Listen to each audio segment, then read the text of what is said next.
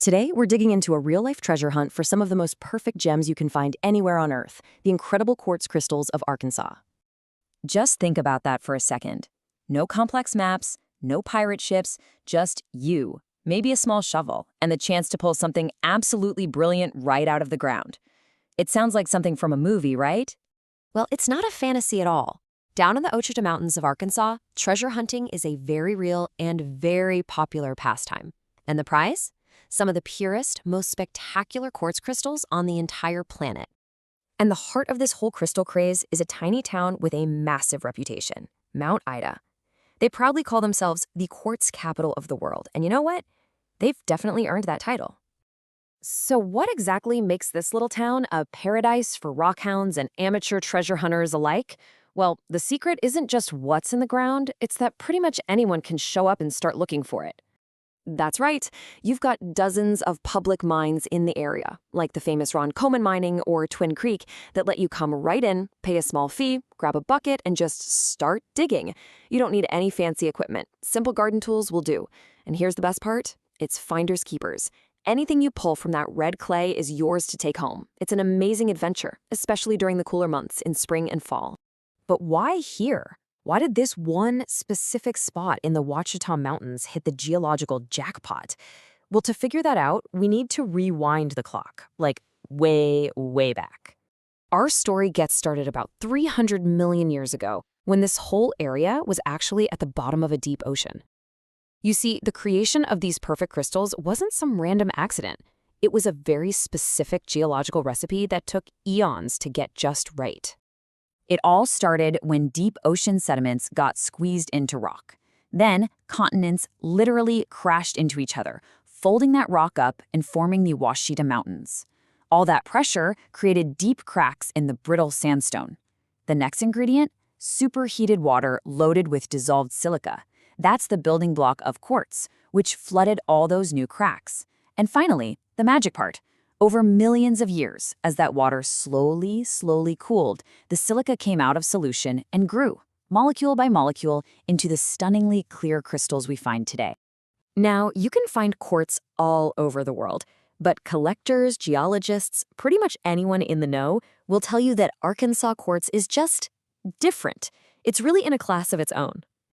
So what's the secret sauce? Why do connoisseurs put Arkansas quartz right up there with the best stuff from places like Brazil?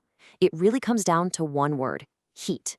The crystals here formed in extremely hot, silica-packed water inside what geologists call hydrothermal veins.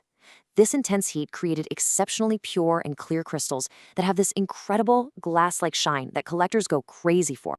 So we've got this amazing, super clear quartz. But what about the other kinds you see? Like that dark, mysterious, smoky quartz? Well, there's a pretty surprising secret behind a lot of the darkest pieces you'll find here. Here's the crazy truth. Most of the jet black, smoky quartz from Arkansas did not come out of the ground looking like that. It actually started its life as a regular, clear quartz and was then artificially treated with gamma radiation to get that deep, smoky color.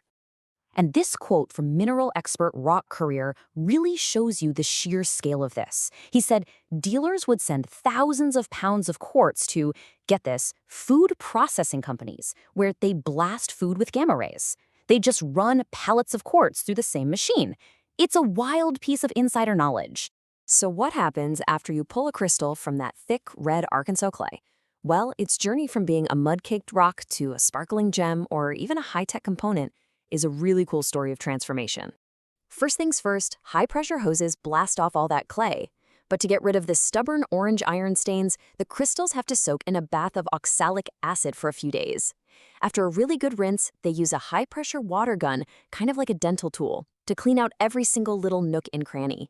Only then do you finally see the crystal's true, brilliant clarity. But beyond just being beautiful, quartz has this hidden superpower. It's called the piezoelectric effect, and it's basically a two-way street. If you squeeze a quartz crystal, it creates a tiny bit of electricity.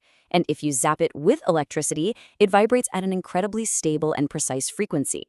And that precise little vibration, it is the secret heartbeat of the modern world. Seriously, it's what keeps time in your quartz watch. It regulates signals in your computer and your phone, and it's absolutely essential for fiber optics. That humble little rock is a true high-tech marvel. But hold on. The story of Arkansas's geological wealth doesn't just end with quartz, not even close. That same complex history that cooked up these amazing crystals also hid a few other incredible treasures in the state's soil. Believe it or not, Arkansas is also home to genuine diamonds. And on top of that, a beautiful and rare mineral called wavelite, which forms in these stunning green clusters that look like little fireworks. And just like with the quartz, you can go hunt for them yourself.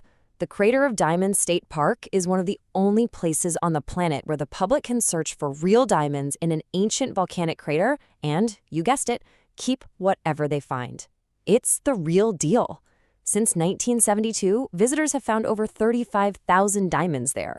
Which kind of brings us right back to where we started. From world-class quartz to actual findable diamonds, Arkansas is literally a state filled with treasure just waiting to be discovered. It really makes you wonder, what might you find if you just start digging?